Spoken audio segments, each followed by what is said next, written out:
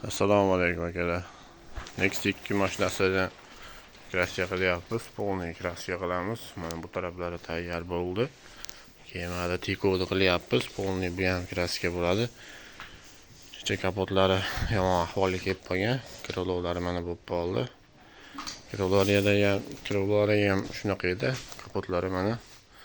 Next'amiz polniy hop kraska bo'lyapti. Kimga shunaqangi xizmatlar kerak bo'ladigan bo'lsa, biza kanalni kuzatsanglar qilyapmiz. Bundan tashqari polirovkani ham narxini arzonroq qilib qo'yapmiz.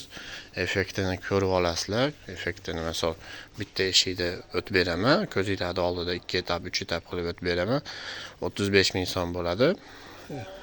Kapotni o'zini bironta eshikda o'tib beraman, shunaqa bo'ladi. Yo'qsa polniy qildirib olasizlar. Polniy qildirish 350 ming, 400 ming so'm bo'ladi. Rasxodlar ichida. Bunga ishlatadigan narsalarimiz H9 da o'tamiz. Bu H9 bu ham. Keyin F6 da o'tamiz.